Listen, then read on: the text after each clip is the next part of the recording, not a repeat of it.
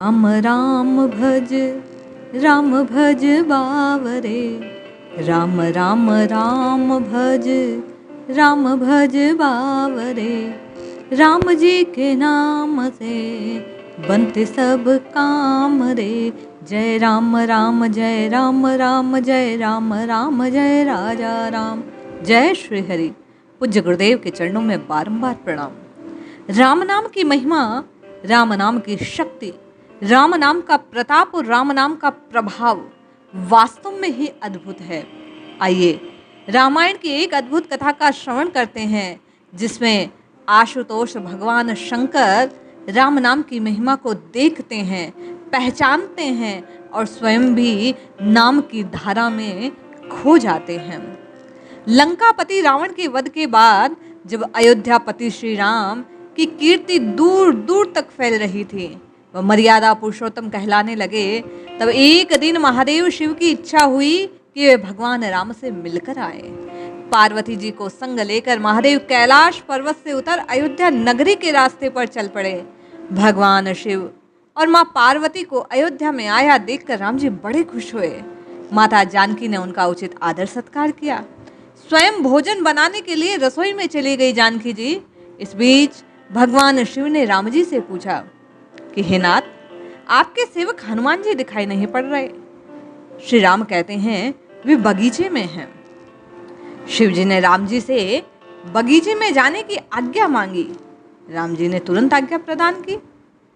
भगवान शंकर आज्ञा पाकर मां पार्वती का हाथ थामे बगीचे में आ गए। बगीचा बड़ा खूबसूरत, उनका मन उसे देखकर मोहित हो गया। आम के घने घने वृक्ष और वृक्षों के नीचे श्री हनुमान जी दीन दुनिया से बेखबर गहरी नींद में सोए हैं। और प्रभु भगवान शंकर देखते हैं कि हनुमान जी के खर्राटों में राम नाम की अद्भुत ध्वनि उठ रही है। चकित होकर शिव जी और पार्वती जी एक दूसरे को देखते हैं और माता पार्वती जी मुस्कुरा उठती हैं। वृक्ष की डालियां भी राम नाम के इशारे पर डोल रही हैं। राम नाम सुनकर पेड़ की डालियां झूम रही हैं। इसके बीच राम राम उच्चारित हो रहा है। शिवजी इस नाम धुनि को सुनकर मनमस्त हो गए। खुद भी राम राम राम राम राम राम कहकर नाचने लगे हैं। माँ पार्वती भी पति का अनुसरण करते हुए अपने कोमल पैर थिरकाने लगी और राम नाम का सुंदर स्वर करने लगी। शिव और पार्वती जी इस नृत्य में, इस झनकार में खो गए। इसे देख स्वर्ग लोक से देवता गण भी आकर्षित होकर उस उद्यान, उस बगीचे में आ गए। राम राम की धुन में सभी मस्त होकर नाच रहे हैं।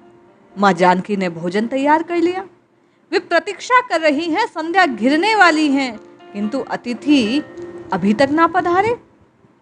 इसी बीच उन्होंने देखने के लिए बगीचे में लक्ष्मण जी को भेजा। लक्ष्मण जी तो स्वयं श्री राम नाम के सेवक, राम नाम के पिपासु हैं। जैसे ही वे बगीचे में धरती पर स्वर्ग को उतरा देखते हैं, राम नाम की ध्वनि को सुनते हैं, वे भी उस ध्वनि में खो जाते हैं। वे भी राम राम राम राम जपने लगते हैं, गाने लगते हैं। महल में माता जानकी परेशान हो रही है कि भोजन किसी ने ग्रहण नहीं किया, अब क्या होगा। उन्होंने श्री राम से कहा, नाथ, भोजन ठंडा हो रहा है, चलिए हम ही जाकर देखते हैं कि आखिर बगीचे में हो क्या रहा है। जब राम जी बगीचे में गए तो वहां राम नाम की धूम मची हुई थी। हनुमान जी गहरी नींद में सोए थे। उनके खर्राटों में अभी भी राम राम राम राम राम राम का मधुर स्वर निकल रहा था। श्री राम इस भाव को देखकर विहल हो उठे। राम जी ने हनुमान जी को गोद में जगाया, प्रेम से उनको निहारने लगे। हनुमान जी प्रभु को आया देख शीघ्रता से उठ खड़े हुए। नित्य की उस सुंदर आयोजन की जो नित्य की समा थी वो भंग हो गई। भगवान हनुमान जी के उठने से शिव जी ने खुले कंठ से हनुमान जी के राम भक्त की सराहना करने लगे। वे कहने लगे कि हे पवन पुत्र, आपका नाम अनुराग वास्तव में अद्भुत है। सबके सम आपके नाम अनुराग में खो गए। हनुमान जी सकुचाए, लेकिन मन ही मन खुश हो रहे थे। श्री राम ने भोजन करने का आग्रह सबसे किया। सभी लोग महल में भोजन करने चल पड़े। माँ जानकी भोजन परोसने लगी। हनुमान जी श्री राम जी से पहले पंक्ति में बैठे कैसे, किंतु प्रभु का आदेश था।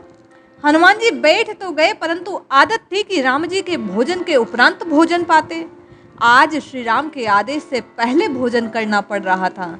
माता जानकी हनुमान जी को भोजन परोसती, हनुमान जी पेट ही नहीं भर रहा। सीता जी कुछ समय तो उन्हें भोजन परोसती रही, लेकिन हनुमान लाल का पेट भरा नहीं।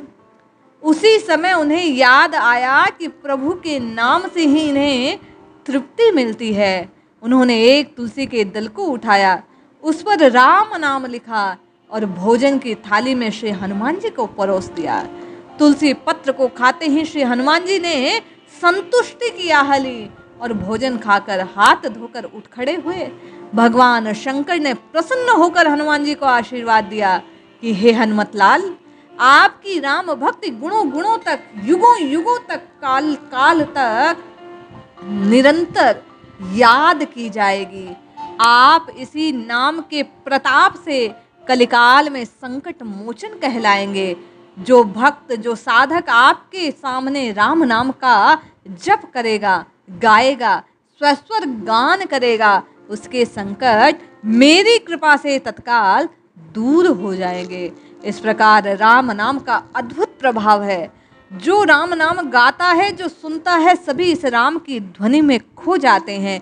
इसलिए जपिए जपिए जपिए, नित्य निरंतर प्रभु के नाम को जपिए, कल्याण अवश्य होगा। जय श्री हरि।